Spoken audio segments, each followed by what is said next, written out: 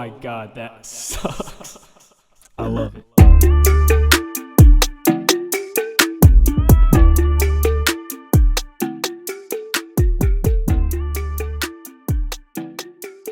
Okay, so C8's real. We're talking about bulletproof coffee. C8 is the real shit. Yeah, that's the real deal. That you want the entire tablespoon of your MCT to be the C8. Highly potent. Tomorrow you'll see the difference almost immediately. So how do they get C8? Is that like a manufactured thing? That I couldn't explain. I've listened to it a million times. This is why I need a young Jamie producer. There will be somebody sitting in this room looking shit up in the next, I don't know, year. Yeah. But yeah, okay, real quick. So when I make bulletproof coffee, how I was taught is coconut oil, MCT. So you're saying it's probably the MCT is different. And then I put grass-fed butter, coffee, and then I'll put a little bit of collagen and then blend it up with a little stir thing. Yeah, that's good. You might want to do the blending before you add the collagen in. Okay. Because it could denature the collagen, the blending process. Because it is already a fine powder. Yeah. But depending on the strength of your blender, like you could cut through as small as they are, you could cut through. I just recently heard that. So kind of background on the bulletproof coffee. I've read through all of Dave's books like 15 times. Since Dave, is it Osprey? Dave Asprey. Asprey. Okay. And I've heard recently in some like podcasting circles that the concept of the coffee was previously created and experimented with, but he is the father of what's called biohacking. And so he coined biohacking because he was a hacker. And by 28 years old, he had already had an exit where he got $6 million. But he was really started a company, sold it. He was a part of a startup. Okay. Yeah, and from what I remember in his books, and he was out. How old? Do you know? Yeah, his first payday was 28 years old. Okay, so my age, and he got $6 million.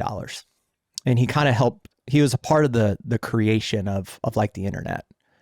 And instead of like staying techie, he went biohacky. Okay. So biohacking, the word is from him as a hacker, like getting deeper into the body and figuring out the body and then hacking the body. So it's not like this. It's not this gimmicky word. It's like, let me hack the body. Let me shortcut to health.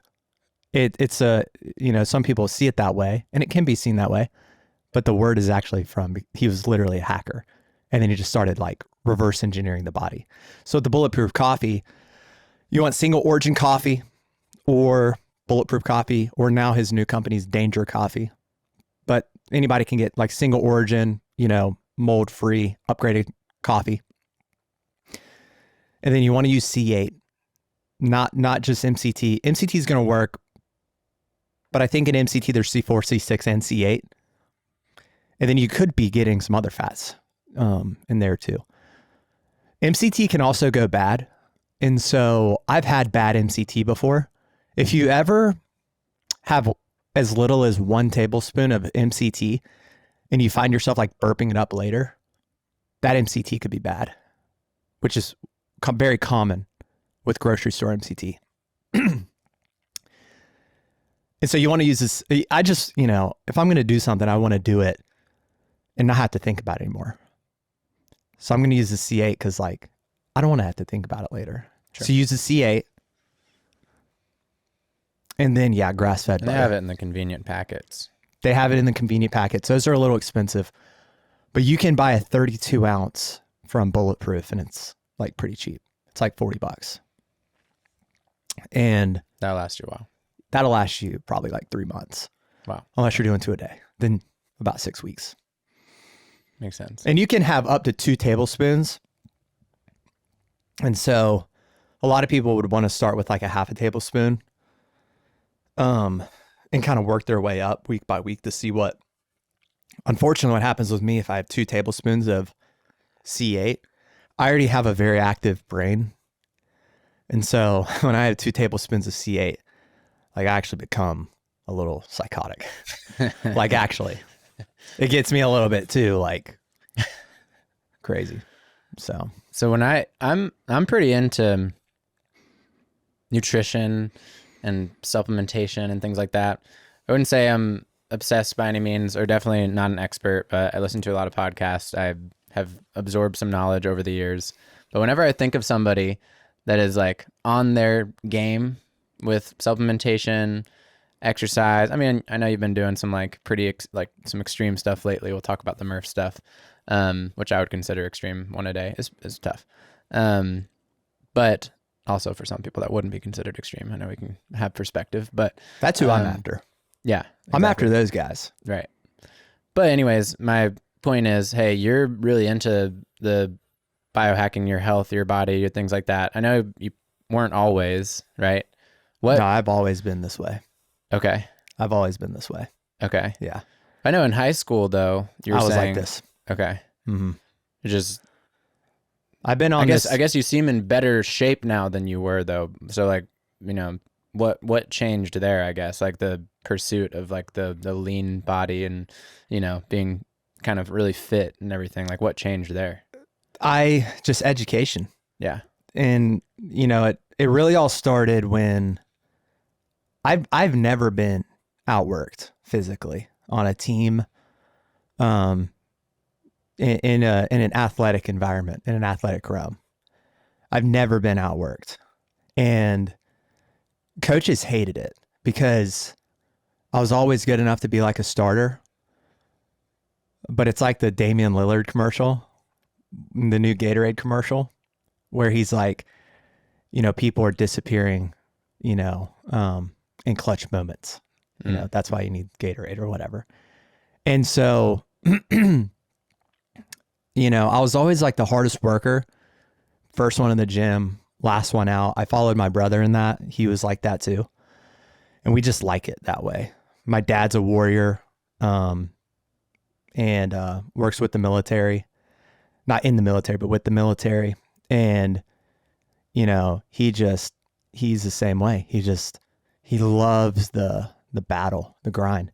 And so when I realized that I wasn't developing like a lot of other people, I realized that there had to be something that wasn't happening. And so I just I remember when I was like 13, 14 years old, even before that, when I was 6, this is about when it started.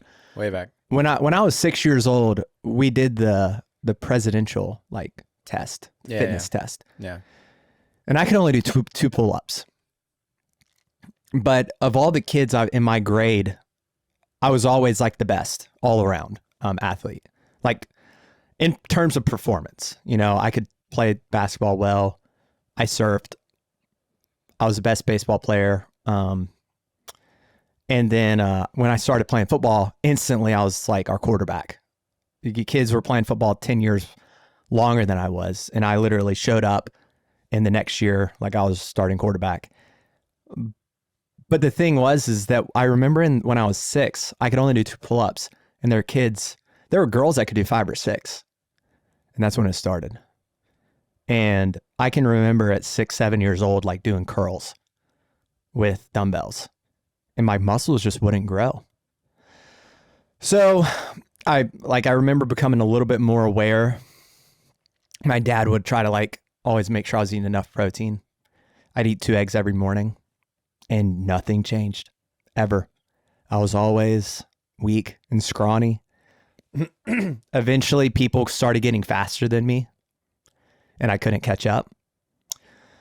And then so finally I like roll into middle school. And all of that athleticism now becomes like a little bit of popularity, right? And so I'm starting on all the teams. You know, in 7th grade, you know, I got cut from a team. I started on a team. played a little bit on the football team. The grade ahead of me there, the kids are really good. And then in 8th grade, like I dominated. I started in everything, quarterback, like all conference, baseball. I started in basketball. I was a good shooter. But that's kind of like the last time that your natural ability where I'm from, like gets you anywhere. Because when you go to high school, you really got to be great. And so I can remember during those time periods, that's when I started taking whey protein. My dad had these like power bars, and I'd eat the power bars every morning because I just wanted to be the best. I just wanted to be the best. I wanted to be the best student, but I really wanted to be the best athlete. And it just wasn't happening. So I get into high school, like same thing. All these guys, it's like the summer passed and they started lifting. We come back to school, they'd bench press for the first time and they're throwing up 135 and I could barely do the bar. And I worked so hard. I was doing push-ups. I was doing all these things. I was doing all the things and like, I just wasn't developing. My first bench max when I was in the 9th grade was 85 pounds. And it wasn't a story where I'm about to tell you 6 months later I did 200. 6 months later, I was doing 100 pounds. And I was taking whey protein. And for Christmas every year, my grandfather, he's a captain in the Marine Corps. We'd go on base and we'd get protein. And I'd get 6 months worth of protein for Christmas. And that was my thing. And I would take it. And I wouldn't get stronger. So because of the work ethic, I did continue to develop as an athlete, but I really had to use my mind a lot more in strategy. Like I had to find my way into the lineups, so like I remember starting freshman football. I was on varsity. I don't know why we didn't have a JV team, but they started me at defensive end. Like second play, broke my arm. Couldn't play football anymore. And I'm just like, and that was the 4th game of the season. And I'm like, see, now this issue with me being small and weak is now taking me away from sports. I can't surf now. Like, I don't think I was skateboarding at the time. I can't play football. I can't even get ready for basketball season. And I can't play baseball. And so, same thing. So now I start taking mass gainers, like mass gaining protein. Nothing's happening. And I'm grinding. I'd have these concoctions of protein in class in a cup. This was before blender bottles. And I would just be slurping down this protein. And it was horrible. And my teachers are just like, yeah, that's Wyatt. That's just protein. I'm carrying around a jug of water, freshman in high school, thinking maybe it's water, right? Start taking creatine in the 10th grade. Doesn't do anything. So, long story short is I started just going crazy when I was a freshman in college. And with working out, I would swim between 1,000 and 2,000 meters fasted in the morning. And then in the afternoon, I would do a bodybuilding program, but in between sets. And some people at Aptive that we work with might remember this actually. They would see me at UNCW gym when I transferred, but in between sets, I do high intensity interval training. So I'm like pushing, at an 80% max effort, 12 to 15 reps of 135 pounds. And then I rack that weight and then I do step ups, like zone 5 for a minute, like hard. And I'm doing that for 45 minutes. And I started to lose some fat and I started to look like decent, but still, like if I showed you a photo, you're like, it's not a guy that probably works out. It's probably like natural, or like, I don't think he works out. And just that journey of failure for 10 years, probably longer, drove me nuts. And finally one day I was like, maybe I'm supposed to be a big guy. And so I stopped looking at my diet. I stopped doing all these things and I'm like, I'm going to like bench 300 something pounds. And so I built up to that for 2 years. I end up becoming, I think my biggest weight was like 265 pounds. Super unhealthy. If we had a Jamie like Joe Rogan had, like Jamie would pull up this picture and Joe would be like, oh, like he'd be like, you look horrible. I looked bad. Like if you just looked at my face, like it looked like I was going to have a heart attack soon at 23 years old. I got to 315 pounds on bench press, probably 500 pounds on deadlift and 400 pounds on squat. I was strong. And then of course, that's not what God had in store for me. Tore my pec, left pec, partial tear. Out for, I was only out for 4 months because it was partial. Benching, I assume. Bench pressing. Yep. Didn't do really anything wrong. But like if we stood side by side, like I can see like you actually, for your build, like you have broader shoulders than I do.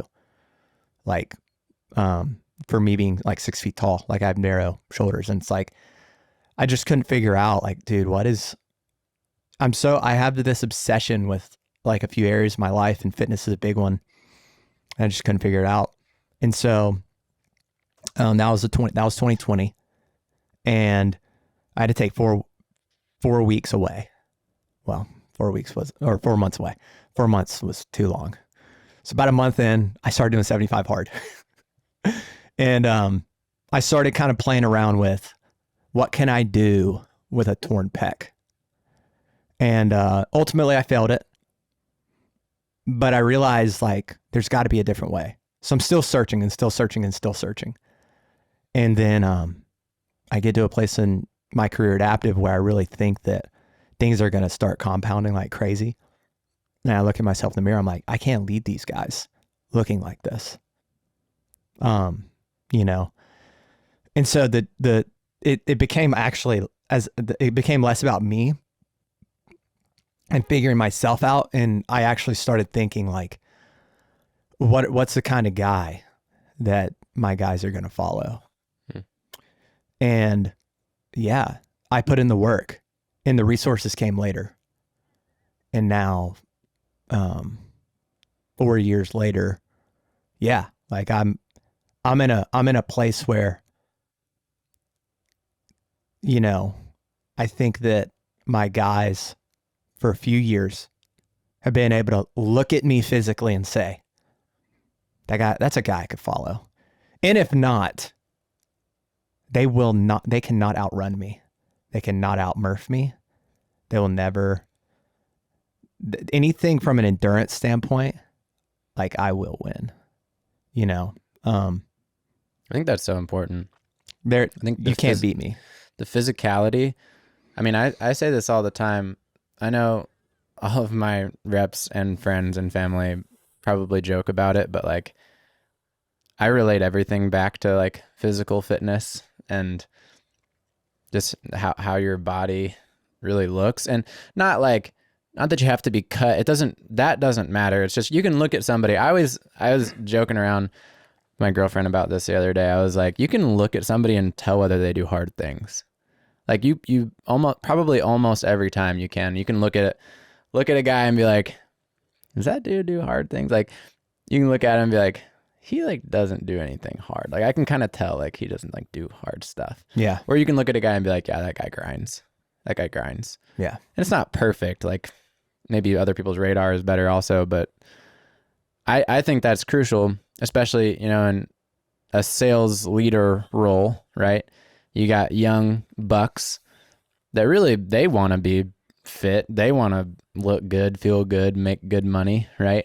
And so if you're asking them to follow you and you don't look like somebody that they want to be, and look, there's better and worse looking people naturally, but you can optimize yourself as a naturally kind of ugly guy. Optimized still looks way better than the naturally kind of ugly guy who lets himself go, right? It's just about you being kind of the best version of yourself. I think that's an energy that people can read.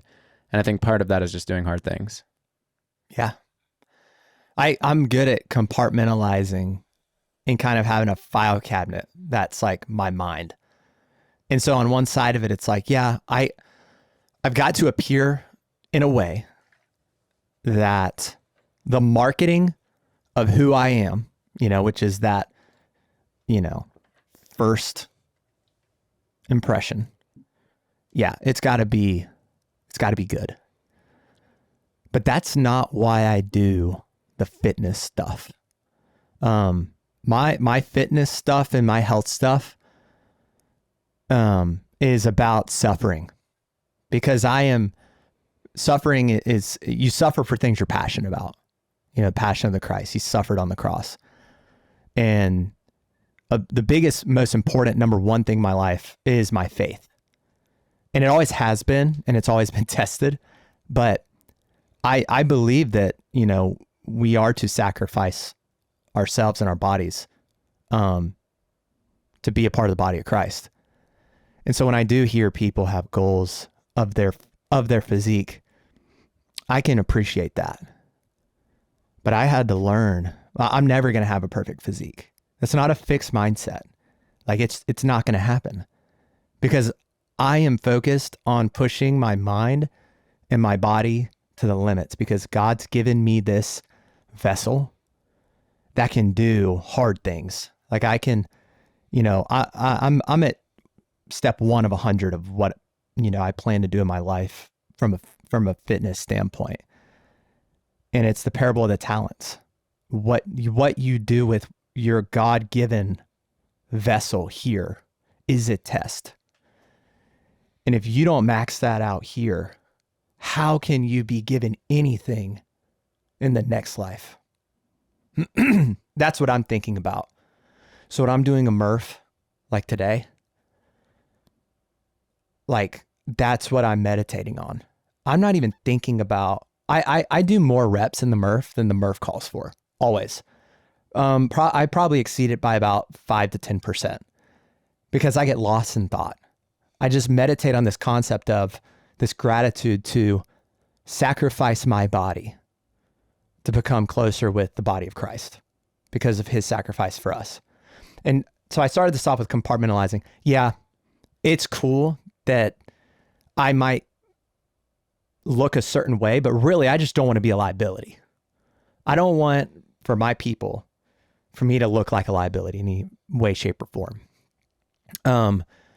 I want to be able to challenge our people. And the older you get, the great challenge is finances and fitness. Because everyone else can use Instagram and all these other things to highlight all these crazy things in their lives that aren't actually real.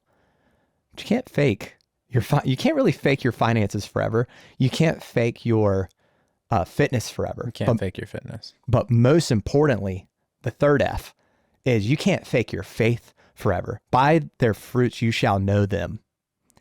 You can't fake that one. So sure, I want to lead from the front. I want to make sure that the first impression isn't, wow, this guy doesn't take care of himself. But absolutely, utterly, number one is I've got this mind that it can go 1,000,000 miles a second and just absorb information like no one else I know. So let's use the mind in the sacrifice of this body, okay, to become closer and one with the body of Christ, to do it in the most efficient, impactful, most savage way possible. So that's kind of the fitness, health, supplement journey I'm on now. Is I've got all these tools God given, what are you going to do about it? So that's awesome. And just for perspective for everybody too, this is day what? Of day what of what? Day of Murph. Murph, 22. So this is day 22 in a row. Yeah. Of Wyatt here ripping a Murph. And the trend has got, like this too at the times, which I've been following, which is really cool. I know it hasn't gone down every time probably. You've had maybe like one or two little like blips, but as a trend, it's gone from an hour to hovering around 40 minutes. Yeah. So in my preparation of doing this, I did about 5 Murphs before I did this, just to get my movements rolling. And by the way, real quick, Murph, run a mile. You do 100 pull-ups, 200 push-ups, 300 air squats, in any which order that you really want. There's strategy to it, I know, but There's a world record for both. There's a world record for non-partition. Then you run another mile, by the way. Yeah. Yeah. And then there's a world record for partitioned, but there's also a world record for, there's tons of world records for it. There's a world record for it weighted, which men should be in a 9-kilogram vest. Which is what, 20 pounds? Mm-hmm. And I can't remember the women's one is. Murph's a tough one because, again, like, I don't believe in the vanity of the body. You know, I wanted that for so long, and you know, I just developed a different mission. The mission I just kind of explained to you, you know, one that's faith centered and outwardly expressed to lead our people. But Murph is tough because, like, if you've been a part of a CrossFit gym, especially around here, like, you know, people who paid the ultimate sacrifice. You know, I did CrossFit for 6 months in Sneads Ferry, where I live. And we've had members of ours that have, like, that are military that have died. And when you're in a box, which is a CrossFit gym, and the membership is mostly from the military community, Murph is different. Murph is a memorial. And so I in this process, I wasn't just going to go do a Murph for 30 days so I could be some gimmick on Instagram. I've thought about this. I've thought about this for 3 years. After doing my first Murph. And so yeah, it's really important to me because my hometown is Jacksonville. My grandfather was in the Marine Corps. I wanted to be a part of the armed services, either Marine Corps or Navy. I was disqualified as a senior in high school because I had an allergy to baker's yeast, so bread, which is crazy. Another reason why I look very inwardly towards, like, dieting and stuff like that, because it's so unnatural to be allergic to bread, like, so unnatural. And so in me doing this Murph the entire time, this is a spiritual journey, you know, for that sacrifice, to sacrifice my body, to be closer with the body of Christ. You know, it's spiritual because it is so hard. Anything hard enough for long enough ends up, you know, becoming a part of, like, who you are. 100%. So I've had some, yeah. So the progression with it was, yeah, I got down, to like 55 minutes in the preparation. Then we went on our team leader trip to South Africa for 8 days, which was incredible. And I needed to do a Murph there, and I couldn't find a pull-up bar anywhere. And so I, you know, thought, well, God's will, maybe I need this rest. Let's take that, because this 30 days is going to come. I start the Murph month, day 1, weighted vest. And I can't remember what my time was, probably about 75 minutes or so. And then I came down with the flu for 5 days. And just bedridden. I ended up having to go to the hospital to take fluids. And the crazy part of this, of restarting it, I restarted it the first time available. I was 18 hours, no medicine, past my fever, and I ripped a Murph. And it was horrible. And it was, you know, so that's the reason for the really high time. It started at about 90 minutes. Day 2, still really low recovery, got into the 70s. Day 3, got into the 60s. I'm still messed up. I've still got the flu at this point. Like, it's still in me. I could feel it coursing through my blood. Like, it was horrible.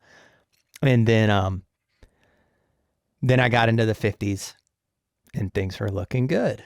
I got into the 40s. Christmas weekend comes and I get a savage stomach bug.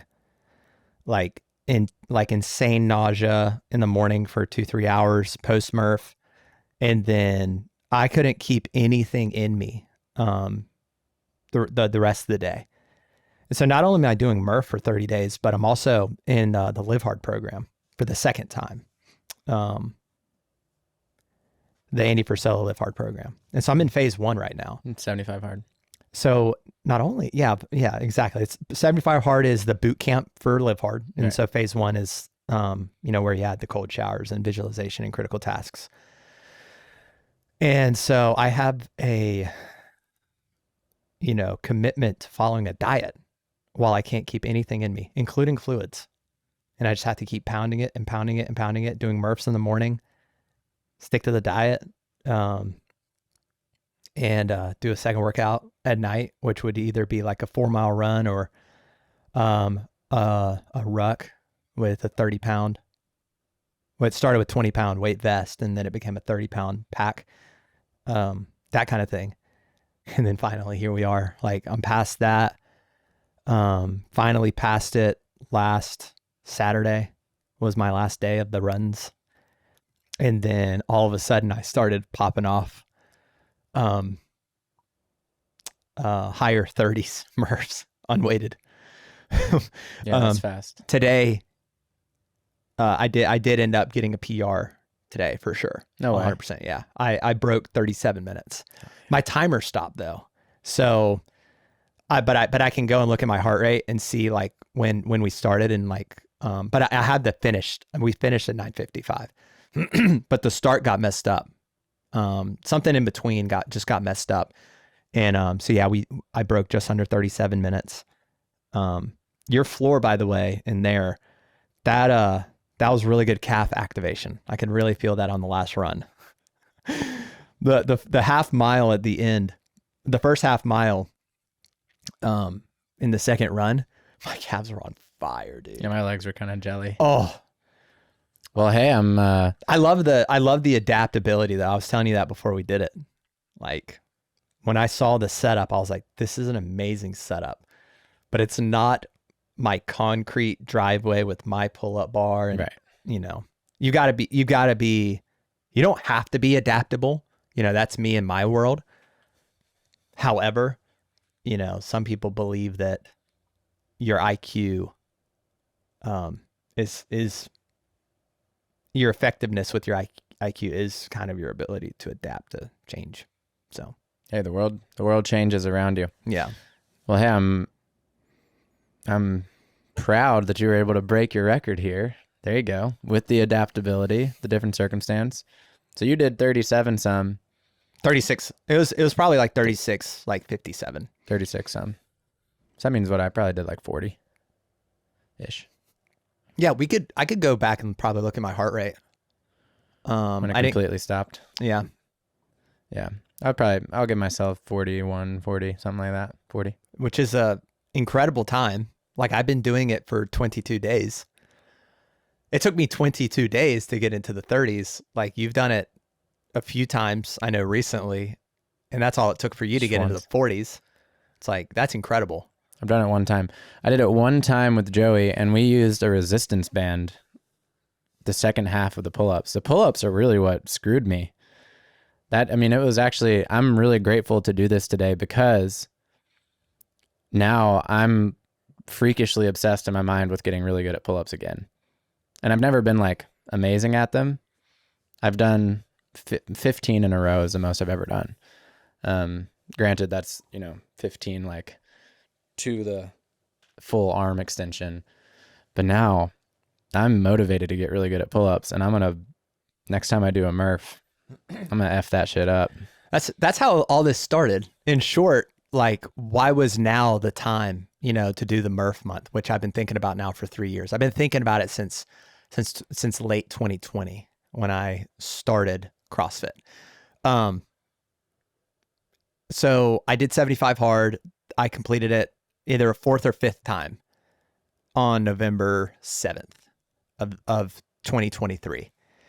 And on that workout, there's a workout where it was like 50 pull-ups, 50 push-ups, 50 air squats, 50 sit-ups, and then 50 burpees. And like, me, I'm in function fitness. That's all I do. I'm going to chew this thing up and spit it out. I'm going to dominate this thing. I'm like looking at this thing like, wow, this is going to be fun. I mean, I've done 300 and I've done over 300 burpees nonstop, like in 45 minutes, just to see how many I could do in 45 minutes in a 45-minute outdoor workout, 75 hard a few years back. So a lot of people would hear the 50 burpees and be like, whoa, but I love burpees. My sports passion is surfing, and like I'm burping all day, So I'm doing this workout and I'm like looking at the workout, and I don't know, some people could overestimate or underestimate as I've just explained it, but I'm looking at this workout. I'm like, man, I'm going to need to do a warm up and a cool down, because I'm going to pump this baby out in 30 minutes. And so, I do a functional warm up, which in the Murph, you'd probably notice I don't do any warm up at all, which is by design. And then I'm like, all right, timer starts, and I'm doing the first round, the 50 pull-ups. It takes me 12 minutes. And I'm sitting here like, I actually thought that this was going to be a 30-minute workout. Like I thought this was going to be a workout. I'm going to like look at it at the end and be like, I destroyed this, and just like want to tell somebody, but it's 12 minutes already. I pounded out the rest of it. The rest of those reps. And by the 30-minute mark. So it may have been another like 12 minutes or 16 minutes, but there's 2 rounds of that. Okay. There's 2 rounds. I don't know if I said that before, but there's 2 rounds of that. And I'm like, 30 minutes. I'm at about the 30-minute mark. For some reason in my head, I've got a selective photographic memory. And I'm like, I've been thinking about this, and I see like 25 minutes. Like I remember it being about 25 minutes, but it could have been 30. It could have been a different workout. So I start the pull-ups again, and it takes me this time 15 minutes. And now I'm at 40 minutes, and I'm just disgusted with myself. Like I thought this was a 30-minute workout. And then the rest of the reps again takes me, the remaining 20 minutes. And I finish in 59 minutes. I know that one.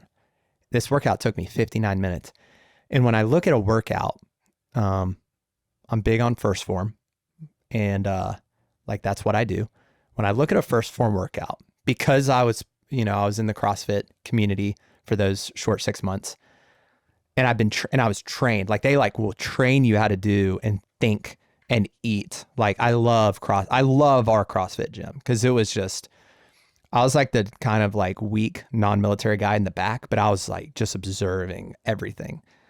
And so as a part of that training, I'm looking at the workouts, and I'm like, high level is going to do it in this amount of time, and I'm pretty good at it. And I thought I was at my peak fitness, and that thing took me an hour, and I'm like, this is horrible. This is horrible. I should be able to do this in 30 minutes. Like how am I going to be able to like raise children, be the man of the house, and I can't do this in 30 minutes? No. So that, I finished 75 hard with that thought. And well, actually I finished 75 hard later that day with an 11-mile run. But I was thinking about that workout. I'm on a plane to Hawaii the next day. And we're going to spend 10 days in Hawaii, me and my family. And I'm just like, what's next? This is the first time I haven't had something next, because we got this 10-day Hawaii trip. And I just work for 8 years just incessantly. So I can do this 10-day trip. That's what, the trip was for, was that we got through a really tough year at the end of this kind of journey we've been on the last 8 years. And we didn't even get to Hawaii before I knew what was next. And I just had this moment of, what I believe is, God speaking to me. I was kind of in prayer, and I remember it vividly because we're handling like a toddler on the plane too. So it was one of those moments of just like, and it was like Murph month. You're going to do 30 Murphs, 30 days. That's what you're going to do. You're ready. And I got so excited. I told my wife, I remember we were in the Seattle airport. I told my wife, I'm like, I know what I'm going to do next. 30 Murphs, 30 days when we get back from South Africa. So it all started with the pull-ups though. Like I was disgusted that 100 pull-ups would take me a grand total of 25 minutes. I would say pull-ups are like the great equalizer. Like you can be strong in a lot of ways. Like you can even like look really good, be cut. But I've seen like ripped guys go up on a pull-up bar and they can barely do 4 or 5. Like pull-ups are tough. Pull-ups are hard. Yeah, there's not a lot of training on the pull-up either. Like there's training and consistency on the bench press.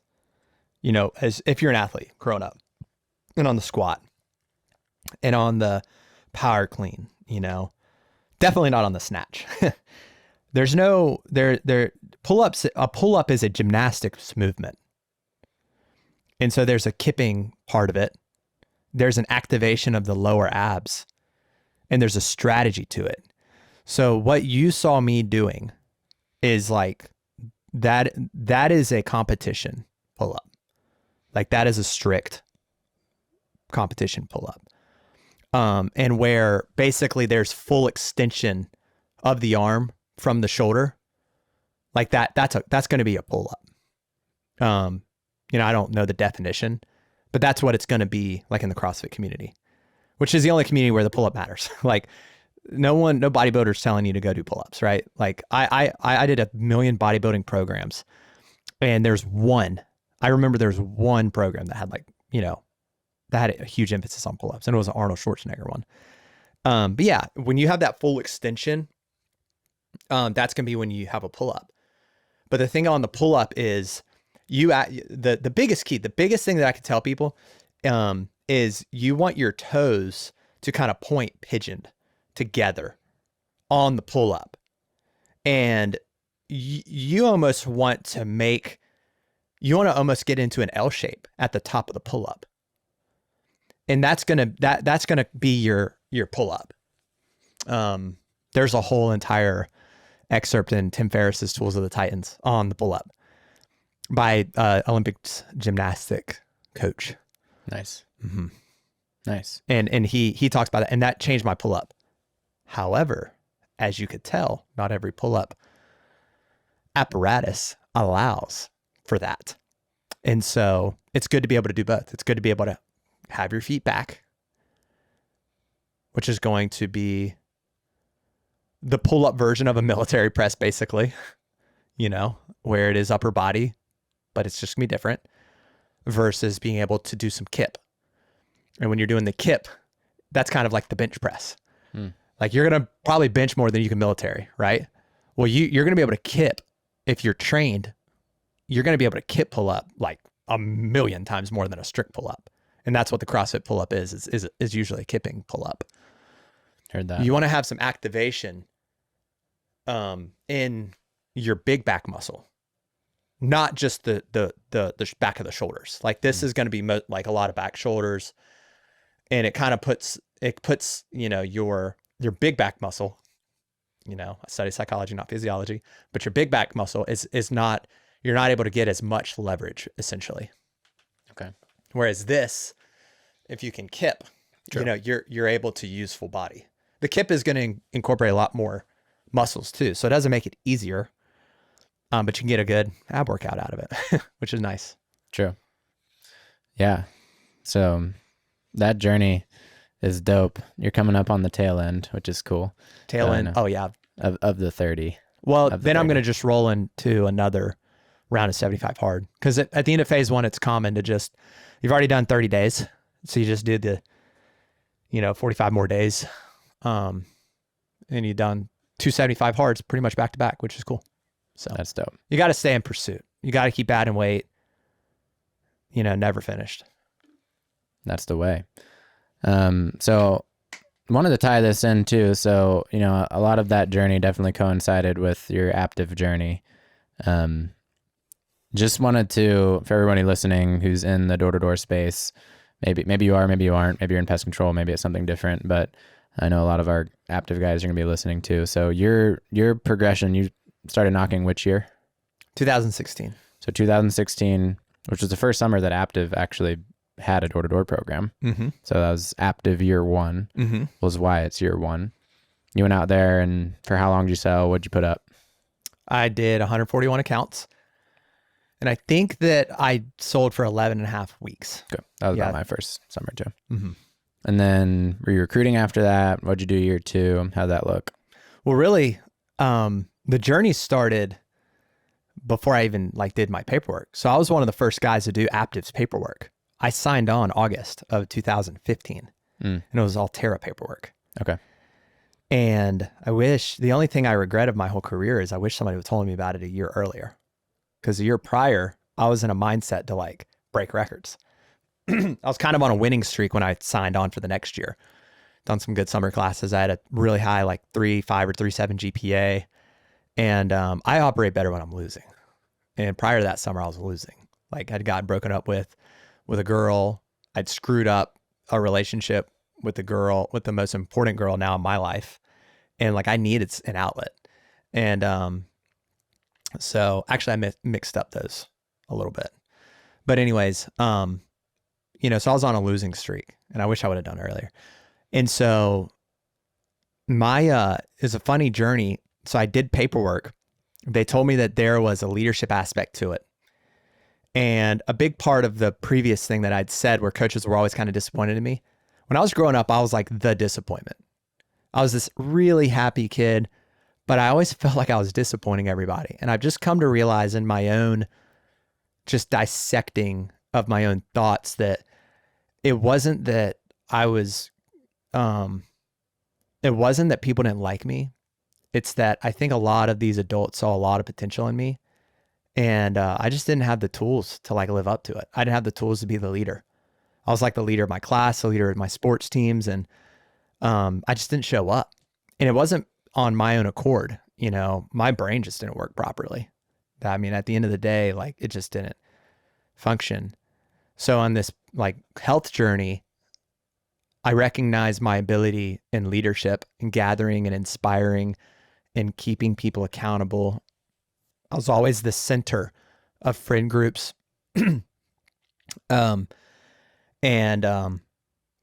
was in college, a friend of mine came to me, saw I was working out all the time. He's like, I want to lose weight. Helped him lose like 80 pounds in like 3 months. Just come to the gym with me. Let's eat every meal together. Don't eat this. Don't eat that. To the point where he started developing his own theory of this. And that's what leadership is like eventually this person's going to move on and with the skill set and with the accountability you gave them, and they're going to go do good things if you're a great leader. If you're a bad leader, they're going to be with you forever, or maybe you got a good thing going on, and that's a different thing. So when I started here and they told me there's a leadership aspect to it, I was like, game on, let's do it. So I told everybody that I knew that I was coming out to do this job. Every single person knew. And I wasn't this outwardly expressive person that I am now. I was very introverted, but extremely effective when I was communicating. So I was the president of a really big student organization that I helped start on campus. And I was always in the gym. Like I was kind of one of those gym rats, always playing basketball. I was the guy getting everybody together to play. People saw me, they're like, okay, let's run games. It wasn't a thing where I was gathering people, but when they saw me, it was like, let's run games. For the like nighttime crew that like you should all be playing in college really. But for like the average Joe crew, always in the library. I was a leader on campus, and I poured all of my leadership ability, not into 50 different things, but in this one student organization. And I remember we started with 14 and then we grew to 40. I was in charge of recruiting with this other guy. And then we grew it to like 65. Now it's like 100+ year over year rolling organization. It's like the most famous or probably infamous student organization at UNC Wilmington for a lot of reasons. And so what is it? It was a fraternity. Yeah. And so when I got involved here at Aptive, I was on my way out of that. I was in my last year of presidency and I knew there was something next. Well, I didn't want to get those guys involved because I was serving them as their leader. Later, if they wanted to get involved, that would be cool. But that I wasn't there to build a business with my fraternity brothers. Okay. So instead, I went to all my non-fraternity brothers, all the guys who wanted to be a part of our fraternity, wanted to be a part of what I was doing, but didn't want to be a part of just the debauchery, of you know, what goes on in an organization like that, you know? And the tradition is kind of like, they saw the tradition of things being lame, like going to a meeting on a Sunday and dressing up, you know, just like stuff like that. So I go, you know, talk to all my friends, and my library best friend, study guy, like we're always in the library together, like doing the all-nighters because we both were really passionate about our education. Tell him about it. He's working 2 jobs. And he's like, game on. And that's Daniel Ferris. And that was one avenue. Some guys that wanted to be a part of the fraternity, but didn't want to be a part of the fraternity, I went to them. I got 4 or 5 of them together. They wanted to come on. So I was 6. And my higher up, that's kind of when I started seeing those guys get a little bit more serious. I think that me and Ryan Lilly, I had this theory, and I'm not gonna test it ever, but I think it's a funny thing to think about. I think that me and Ryan Lilly, because we had so many rookies come out with us our first summers, I think it actually made the guys above us like, oh yeah, let's do this again. Like, I think that motivated them to want to actually make this a career. Because when it was all said and done, I had 12 guys signed by March. I want to say 7. Going into year 2. No, year 1. Going to year 1, sorry. Going into year 1. My brother. Because you signed in August. Yep. My brother, he put into his group chat for his fraternity at his school that he was on his way out of. Like, hey guys, like, I talk about my brother Wyatt a lot. You know, guy's a savage. He goes to UNCW. He's doing this job. You guys should go do it with him. So 6 guys came from that. So when it was all said and done, I had 12.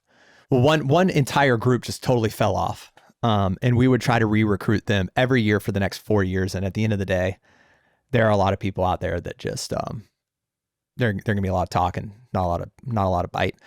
That was that group. But we ended up getting 7 guys out from that 12. And then I was the 8th. I was in an apartment full of my guys. And then I had a second apartment of guys. And I just grinded, man. I grinded 140 accounts, 11 and a half weeks. No, I didn't do a mission for 2 years.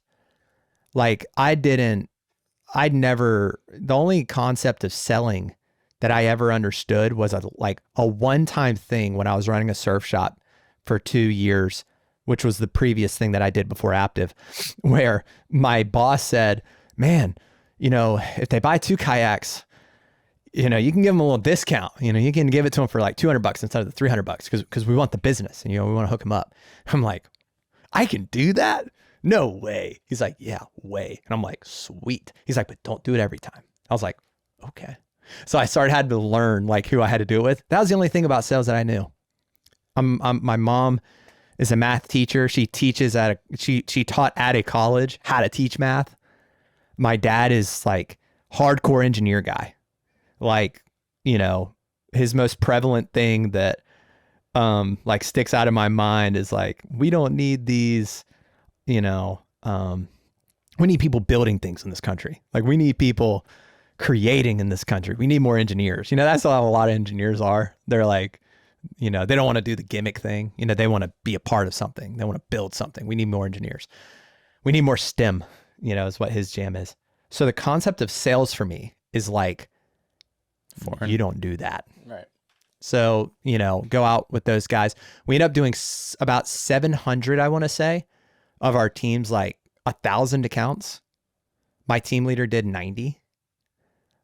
So almost me and all my guys, almost all of us outsold our team leader. And so the next year that became 3 teams. So me and Daniel ran a team. It was all of his reps and I had 2 directs. Then Kyle McCullough was really the big hitter that my brother got involved. He took like 15 reps to Phoenix, Arizona. And then we had another guy, Connor Forth, who was also a huge hitter, superstar. He brought out like 10 guys. Unfortunately, he brought out his 10 guys on that leaders team. And that guy just kind of did the same thing again. And I think that Connor got the short end of the stick big time. But when it was all said and done, we did about 3,000 accounts for my second year. Year 2, that's huge. And I did 300. And so I was still in a college summer. I was still in college. I had 1 semester left. So that summer I had about 12 weeks because I did spend a week, 3,000 accounts, 3 teams, we started 45 reps. We finished about 30. Like as a leader, I needed to go and help these guys and show up and have a relationship and just like do my part. So you traveled to Phoenix? I did. And I traveled to the other team too, because we had 3 teams. And I just, gave it my best effort. I was in Kansas City. You and Daniel in Kansas City. The other team was Kansas City East. We were West. Okay. Yep. So it was about an hour. They're about an hour from us, I want to say. Where were you for summer again? I'm sorry, I forgot to ask. Baltimore, then Kansas City. Yep. And then we were in Phoenix. That was where the other team was. And I just felt like I needed to show up for these teams. I was exhausted. I was tired. I was at 250 accounts or 280, 275, something like that. I've been knocking for like 10 or 11 weeks. And like, people don't get this. People don't get this about leadership, is that there is a different thought process that's going to happen when you are responsible for other people. And I felt that responsibility. These other reps were struggling. So I went and I wasn't going to change their summer. I knew that. Like I'd ran the fraternity for, 2.5 years. I'd ran other organizations before. When I was in high school, I was like student body vice president and never went to a meeting, but like I did my part of like, I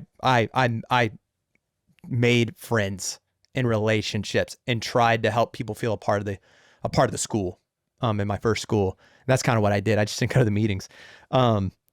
And so I felt this responsibility to go help them. I knew I wasn't going to change their summer. We had like 3 weeks left, but I could change their experience, and so I made knocking fun for them. And I remember, the Phoenix team had a hard time, and how I made it fun for them is first I needed to show them it was possible, so I sold 3 accounts in 2 hours in an area that people were like, oh, this is gonna be tough. I'm like, guys, it's like pest control, simple, sales, sophisticated. It's hard, but that's why we do what we do. Make sales a little bit easier. Sold 32 hours. That was cool. Went to the other Kansas City team. I knocked with those guys and, picked up a few sales here and there, but I was just out of rhythm. So I had one of their guys come and follow me, like in my area back on Daniel's team. And, I think I sold literally 8 houses in a row. And so that's huge. There's kind of a myth that started there with that part of my downline of just like, this is the guy. And I was doing all the things. I was a part of the culture of being high level. And so fast forward the next year, I recruit everybody. I'd never really recruited directly into my network. Sounds like it the first summer, right? Not really. That's not a very sophisticated, measurable business action of telling my friends what I'm doing. So the next year, like I make a plan and I make the list and call the list. I worked 70 to 80 hours a week doing that. 2018, 2019, 2020, 2021, and grew from like 3,000 accounts to 6,000 accounts, and then 6,000 to about 8,000 to 13,000 accounts. At that point, It's 21. No, 20. So 2020, about 13,000 accounts. We had like 90 reps finish the summer with us. We had a really good per rep average. My direct team did over 4,000 accounts with like 20 people. And then, so not only, I was going to say 13,000 accounts. That's tons of respect. Yeah. It's a big accomplishment. I appreciate it. COVID summer too. COVID summer. Yeah. So, these other downlines are growing. Daniel's doing his own thing and is like to this day, I go to the grave. I'll go to the grave with this. Like, Daniel Ferris is the best team leader at Aptive, like at keeping things tight, at keeping things going, at the selling, like the entire aspect of it. He's just from the old dogs, like us old dogs that started pre some date, but definitely the 2016 crew. Like there's just a grit level to these guys of never giving up. And that's my that's my perspective from Daniel too. He's just a dog that'll go out there and knock and do the work and just lead by example, and doesn't need the frills of like a fancy routine or schedule or anything. He just wakes up and gets it done and just does it, you know? Yep. That's how I see Daniel. So Yeah. And so Daniel and Kyle, you know, like I stepped into Kyle's downline with Mike Zorro in 2019, and he really wanted to grow. And, you know, I could have spent all my time building directly, but again, that responsibility as a leader, you know, I could go recruit 3,000 accounts for my team, or I could help this guy recruit 1,000 accounts, and like maybe he can make a career out of this. And I've always given that like ride or die to my guys opportunity. Like if you want to grow, like I'm the guy that you come to, because I'm going to go to the grave trying to help you grow. So Mike, you know, does 1,000 accounts 2019. He ends up doing like 3,000 accounts or so, you know, that 2020 summer. And I'm getting into this thing in 2020. Everything was good. I was a division manager. Like I would have done 10,000 accounts that summer, just kind of kicking the can down the road, doing whatever, not knocking anymore. Do a month, you know, get my guys rolling. That's kind of how the division manager thing was said to be. That was you know, what I was sold. And I said, no, like that's not me. I'm going to go have the best team ever. I'm going to have the best team, most accounts ever on the East Coast. And so that's what I did in 2020. That was the mission. And so we broke the East Coast, like the Damon downline record, with 20 guys. At the end of the summer, it was less than another team that broke the record, but that was my one team of 4. And this was this guy's entire downline of like 35 people. where were you? 2020? Atlanta. 2021, we jumped to just under 10 million in revenue, which was cool. Huge. Yep. And then 2022, we just didn't. I noticed there was a change in rep, and there wasn't this excitement about like recruiting and growing for some reason. And so we had 175 reps start that summer, or not 2022. But like people were giving up on their rookies, like left and right. I was in the whole entire Damon downline, the entire partnership. It's like rookies think it's hard. They're complaining. They've been sitting around for 2 summers. You know, they got to take the summer off in COVID because the world caved to adversity. And last summer they did summer classes to catch up on their degree. And now here are these kids that are just like soft, like truly soft. And I saw that and I'm like, wow, this is crazy. So we didn't recruit really well from a rookie standpoint. So we went to like 8 million in revenue. And now, which is really cool, at that point I kind of decided like, so I was going to have a child. We were having a child, and I needed to decide like who do I want my child to be like seeing their dad as. And I decided I just want to develop this confidence to speak my mind as a man should. I want to follow God, number one. And I just wanted to be the guy that I would be proud my daughter was going to marry. And I prayed about it a lot. And God worked his, you know, magic. You know, this is the beauty of the story for me, honestly. And God started putting people in my life that I really needed. Pastors, people who would disciple me back to Christ, people that I would serve with, people in my neighborhood. You know, I have a best friend named Caleb, and he just pops up in my Facebook messages like, hey man, let's go surf. You know, after this kind of, you know, commitment, you know, and then he starts removing people from my life. And at first I see it as being like horrible. Like I'm awful. They're saying terrible things about me. And then there's some people that took advantage of those wrong, terrible things that they're saying that weren't true. And they want to take advantage and like kick a horse while it's down. And I'm just kind of sitting here living my life, like watching it from third person point of view. And I'm like, this is crazy. Like I didn't get too wrapped up in it. And I was facing being broke, not having a region anymore. My ego was shattered, you know, in this. But I had my mind, and I've been training my body. And most importantly, I had God. And, you know, I decided who I was going to work with. So I wanted to go back out and sell again and run teams. And I didn't know what it was going to look like, but I just did it. I just did the thing. And it started with, recruiting reps. And I knew the resources would come later. Damon's like, if you go run a team, I don't know exactly what area I could give you. I'm like, why? He's like, well, because you don't have any reps, like all these other guys have reps. And you don't have any reps, so you might need to go with another leader. I'm like, okay. But I go and sign like 20, 30 reps. Year 8, 28 years old. Okay. We still have 100. We're still going to put out 100 reps. So I'm kind of being a little harsh on myself in this. It's not like that change in personnel, it really did change all that much. It really didn't. It was just like my like direct group. And, well, you lost some reps. I mean, I lost reps. You lost Yeah. some reps that make you feel shitty because they're good dudes with a lot of potential, and well, they have a lot of potential, good salesmen, right? And as a leader, your job is to see the potential in people, not nitpick all the little things, right? And so, yeah, like I see all the potential in all these guys, and they're moving on, and mudslinging and stealing money, signing up for things that I pay for that they don't show up to, all these kinds of things. And it's been a beautiful journey the last year because I've been able to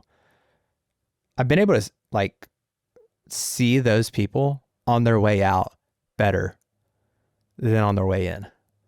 That's how I summed it up. I never asked for anything from them, and I only wish them the best. And so, fast forward this last summer, I went back out and did 170,000 revenue. 160 of it was in an 8-week period of time. Just, absolutely ruthless work ethic. And then my direct group, like we ended up doing about 1.6 million in revenue. And then our region, that me and Mike and Daniel and Kyle run collectively, we did just under 7 million, which was really cool. But we did it with a lot less people. We only started like 100 people. Yeah. And we finished like 85 or something like that. My direct group, what I was really stoked for is that we had about 100K RPR. And, then Aptive's like, hey, that's what we want. And I'm like, I just did that. Nice. So it was kind of cool. So now I'm like really pumped for this summer. Yeah, and I just think anybody listening to, I mean, rookies, if you haven't done this before and you're listening, like hearing kind of like the ups and downs of the journey. One thing that I always like to point out is like when you're getting recruited for Aptive or sales or pest control or door-to-door in general, it's like sometimes it can sound like this get rich quick thing. It's like it's totally not. And like I hope just listening to Wyatt's story and other people that I've been talking to is like there's so many ups and downs, just like anywhere else in life. There's ups and downs, there's challenges, there's trials, there's tribulations. Hell, there's probably way more doing something like this than there is working any regular kind of 9 to 5 where someone else kind of dictates what you're worth and you're just doing what you're told. Way more trials and tribulations doing something like this. But, as we always say, the ceiling is also way higher too. And, just like, I just want to point out the stark difference. Like, what if Wyatt had gone to school, taken a job that your degree got you, you work as a part of a big corporation, right? Or something like that. You have a good paying job, steady, right? I just like think about like how none of the kind of spiritual, physical things that we talked about for most of the time in this conversation, none of that shit would have happened. Not even close. Like scratch that you've been able to do 13,000 accounts and almost $10 million in a downline, and you recovered from this like dip and you lose a lot of good people and you like have this huge redemption year in 2023, which mad respect. If anybody's been leading in pest control for a while, that like for someone in their 8th year to go out and freaking lead a team when that wasn't what you were doing in years as prior, a regional, when that wasn't, that's a direct regional, like right. That does all of the regional and all of the divisional stuff. And Right. then all the senior team leader stuff to a downline too. So Right. I've got like a million hats on. right. In my specific situation, it's really absurd to create a system where I can go continue to knock every summer. Right. But that's just But what I wanted not to even do. just knock every summer though. Knock with much more intensity actually in year 8 than even year 7, right? Like ramp that up. Like, cause patterns are hard to break, you know? So like if your pattern is doing this, you're traveling, you're helping people, and you're also still knocking, and then you're like, okay, now I'm going to break the pattern and actually focus way more on my personal sales and knocking myself. Like, that's what I think is the most impressive. And there's a lot of impressive things, not to belittle anything, but I think that's the most impressive part when I hear that part of the story. I'm just so grateful for the skill set that we teach, because, you know, I was in a really hard spot. You know, I had guys leaving. We welcomed a new child to the world. You know, we have a home. I'm in this comfy place where I didn't have to knock, right? I'm just grateful for the skill set, because I decide I'm going to go knock. Okay. And this skill set, you know, you go $170,000 in revenue. You go, you know, about, let's call it 75% retention. So we're retaining 130, 140,000 revenue, you know, of that. And then you tack on, you know, 50, 60% commission. And we're talking, you know, anywhere from $60,000 to $80,000. I did that in 2 months. That's 30 to 40 grand per month for 2 months. And that was enough to get my guys going. Like, I didn't really need to keep pressing after that. Now this year, the mission is a lot more revenue, because I know what I'm up against, and I know how my family is going to react. And I have more experienced reps. Like, there's a bigger goal this year, but I'm just so grateful that like in what other industry, what other world can you consistently get better, develop a skill set that you say, you know what? I think I'm going to go work for 2 months and go rip 30, 40 grand per month. Yeah. You see what I mean? They're just off yours. Just off mine. Right. Not even as That's not even getting into the 30 to 40 grand a month. And I could have continued that. Yeah. Like, I could have done that for 5 months, you know, and I heard Joey on here. He's going to make like 175 or something over 5 months. And I'm thinking about that. I'm like, how amazing is it that we can go make 19, by the way. Yeah, 19 years old, $35,000 a month. And this isn't some YouTube gimmick. And it's not, if Instagram shuts down tomorrow, Joey can still go and make that. Right. If the internet stops tomorrow, we could get some paper contracts out and Joey would still be able to go and do that. It's recession proof. It's high level. And me doing $170,000, you know, especially in comparison to these other guys that go do $1 million in revenue, $170,000 in that time period. Sure.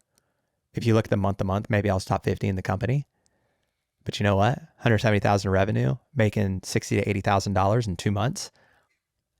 In the grand scheme of things at Aptive, I'm pretty sure I wasn't even like the top 400. There's like 400 people that did more revenue than me. And so it's not a unicorn thing either.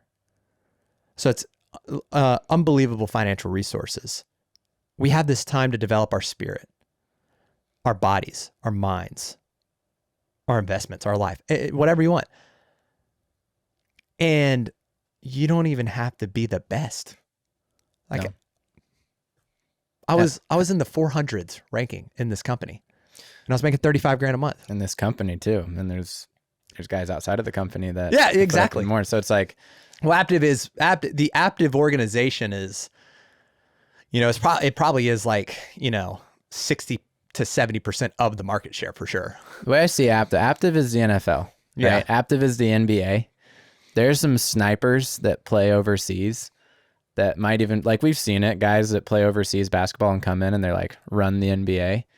I'm not an expert, but my comparison stands, right? There's snipers in other organizations that are really good. It's like the UFC too. There's really good fighters in Bellator and like, I'm forgetting some of the other organizations. There's really good fighters in Bellator, like ONE FC, some other organizations, but the UFC has got like 90% of the talent and the revenue, whatever, all that stuff, right? It's the same thing. Aptive's the NFL, right? So what you're doing on average in Aptive is a good barometer, I think.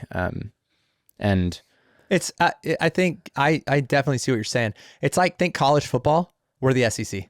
Right. Like, And there's killers in other Exactly. conferences, but we're the SEC. yeah. Right. You know, if it's surfing, like we're the WSL.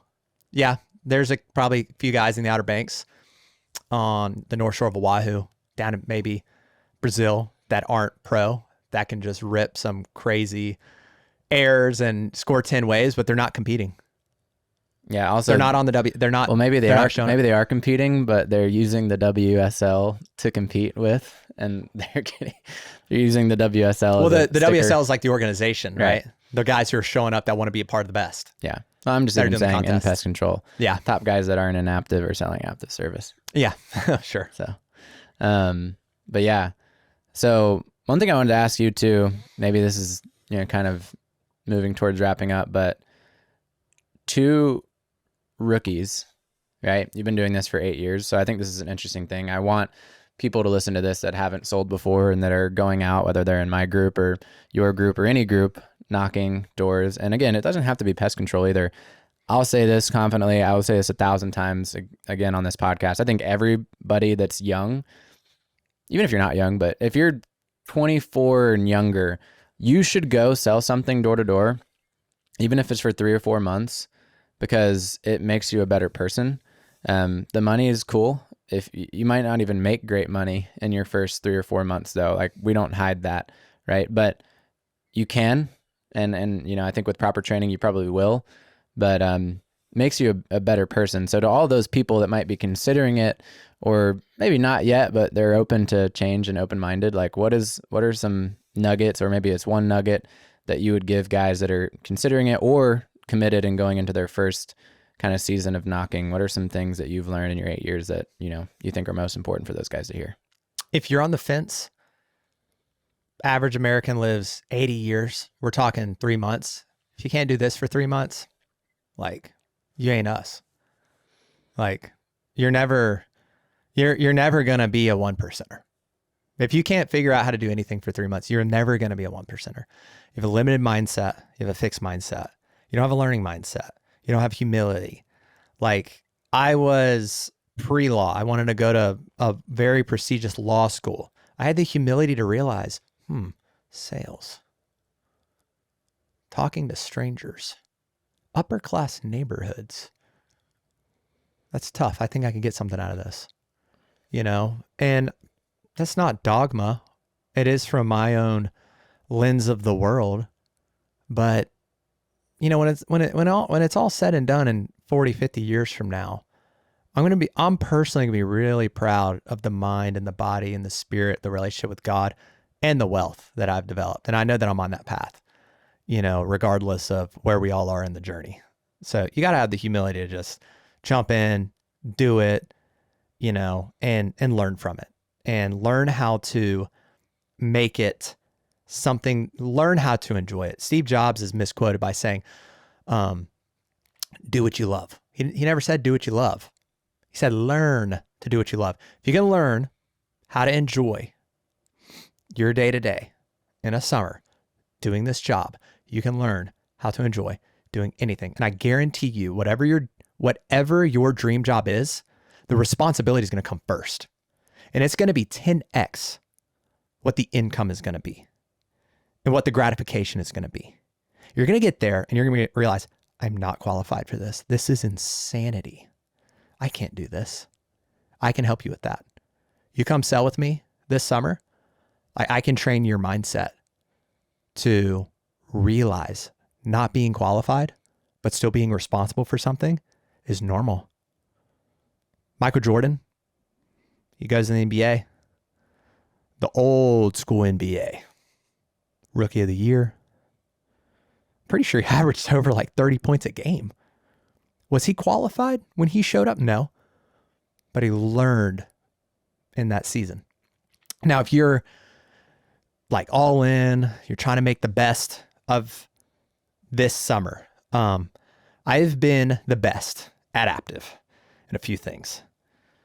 And I can be backed up on this, but in 2016, I don't know another rookie that signed 12 reps. Okay. And finished as many reps as I did and did the amount of accounts, right? There's some stat there for sure. that like I was the best in. And that produced a good sales summer, 140 accounts. You come sell 141 accounts with us this summer, you hit team leader. The experience moving forward is vastly different from a kid that does 60K. Okay. And so come sell with your friends, like get your friends involved.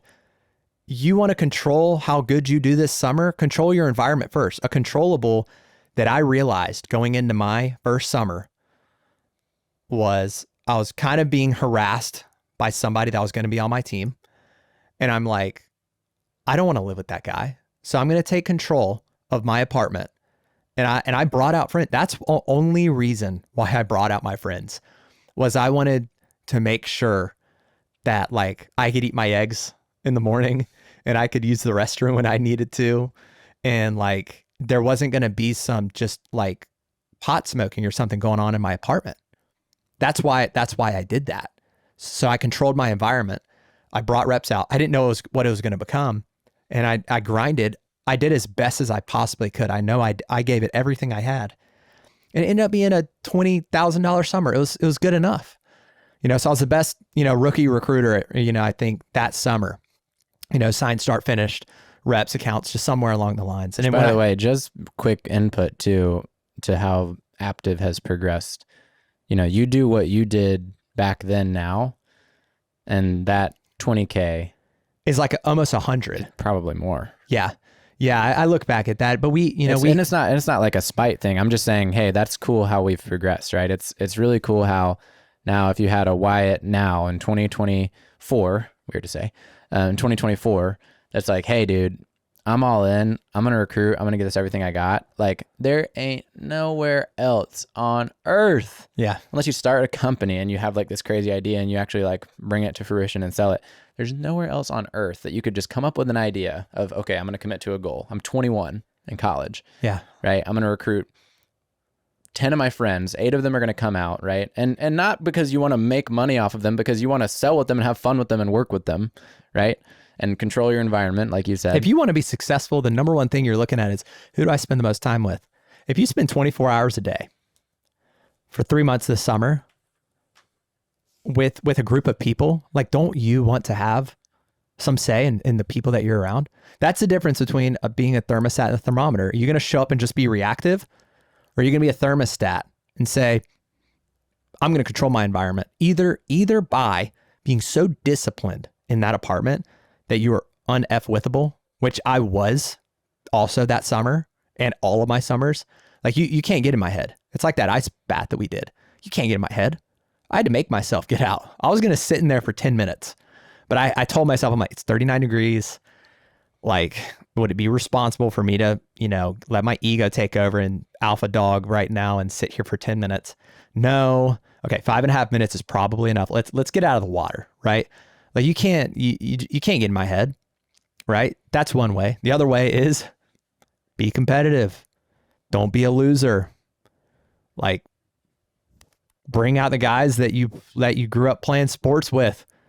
Go actually do something. This is the only place that you're going to be able to be this viciously competitive. Have this level of freedom, the Wim Hof level of freedom when he was a squatter for 8 years in the Netherlands or in Germany, wherever he was, right? You have that freedom, but that freedom here also means like financial advancement. Yeah. Where else are you so free with the ability to have financial advancement, Yeah. And if you've never like really looked into the financials of it and you might even coming out to sell, you might need to review it again. Like, truthfully, it can be life-changing. And even if you have a mediocre summer now, it's great pay and way better pay than anything else you're going to be doing over your summertime. Another point I just want to bring up too is like, for the fence sitters or for guys that like know Aptive guys or other door-to-door guys, and you've kind of written it off maybe, or you just kind of like are looking on the fringes. It's like, I think deep down, a lot of the guys in today's society want to be like the Jocko Willings or the David Goggins or the Joe Rogans, or people that like have a lot of sway and influence in society.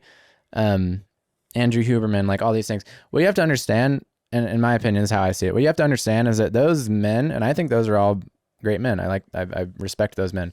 Those men, they had years and years of a craft and working on and perfecting a craft. And whether that's Joe Rogan with kickboxing and being like a national championship kickboxer, or David Goggins in the SEALs, right? Like that level of respect and that freedom doesn't just come out of nowhere. If you're not an outstanding athlete, or if you're not going to be on TV like Joe Rogan, if you're not going to be like a neuroscientist at Stanford like Andrew Huberman, knocking doors and selling pest control gives you a vehicle to be great, right? Like if you're not going to be a professional athlete, you're not going to be a professional entrepreneur and start a business and make millions of dollars. You're not going to be like a brain surgeon that turns podcaster, right? Like those are all extraordinary things. You can be extraordinary, but the cool thing about knocking doors is it gives you a vehicle to be extraordinary, have a story, build your life, and then you can go on to do great things that you want to do, right? So that's why I love this industry. And think about this. How many high school football players are there that would love to go play in the NFL? Right? 20. And then what is the percentage of them that make it? It's like 0. Okay. Yeah. Okay. Now think like, okay, how many people are just in like regular business, corporate America, right? Like millions. And they're all trying to get to this, similar spot, right? I've said this a few times, and people have heard me say this before. We're only competing with like 3,000 people In this industry. in this entire industry. Yeah.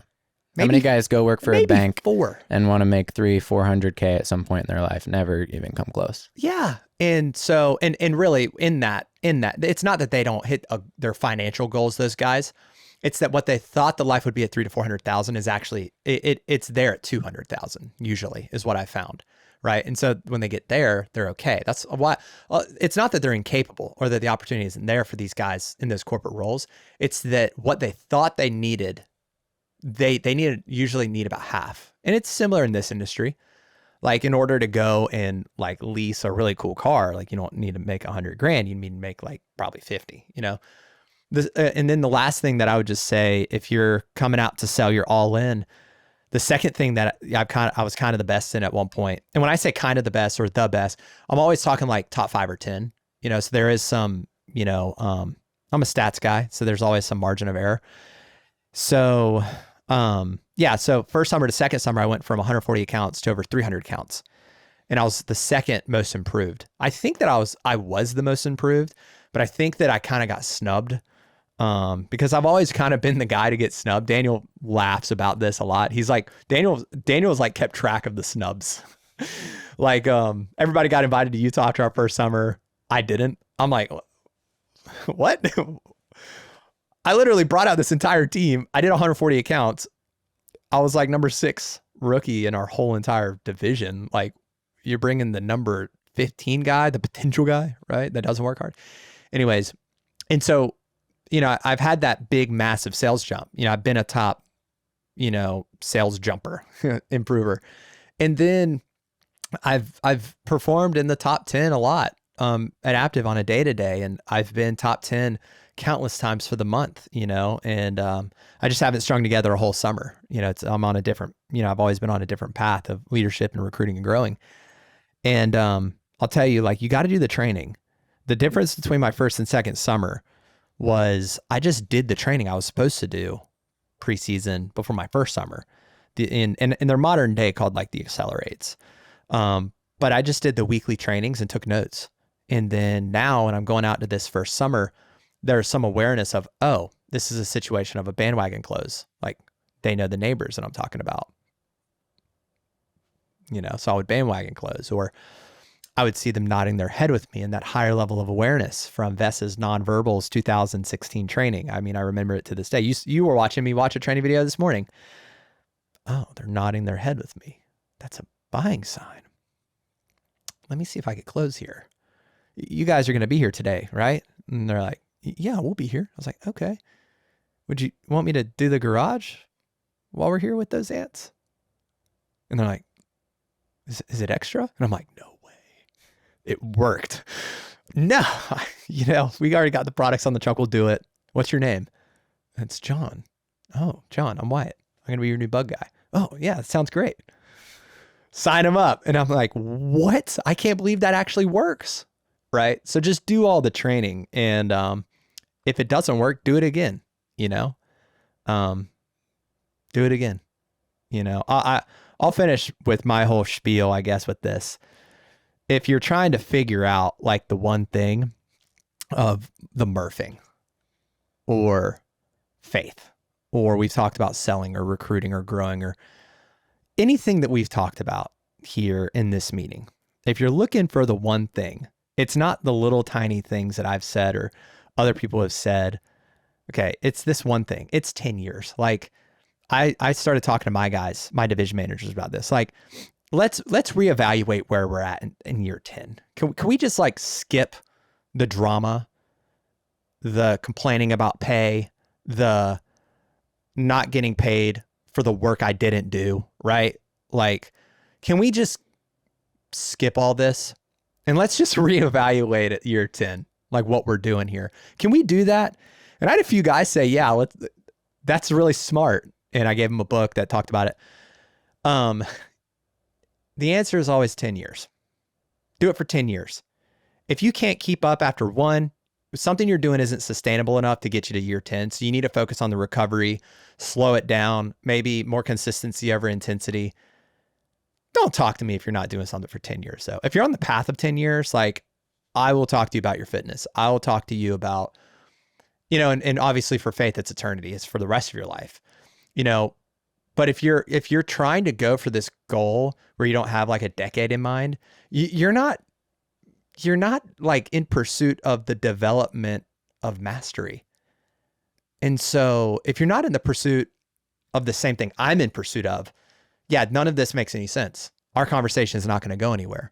If you're looking for the next good thing all the time, like I'm not your guy. I'm just not. Because I'm looking for 10 years trying to do something.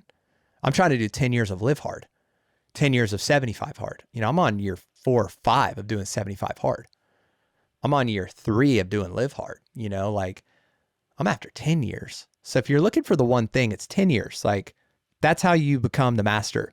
You don't want to be, you know, just floating around in life, not the master of nothing, right? Like become the master of a few things. I see these guitars, 10 years of guitar would be really fun.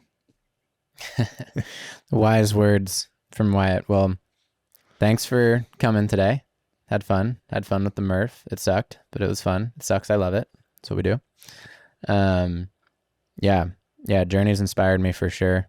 Hopefully that hits with some guys that are planning on coming out and selling for the first time, and hopefully they're starting their 10-year journey too. But appreciate you being here, dude. Had a lot of fun, and let's rip it in 2024. Thanks, Rob.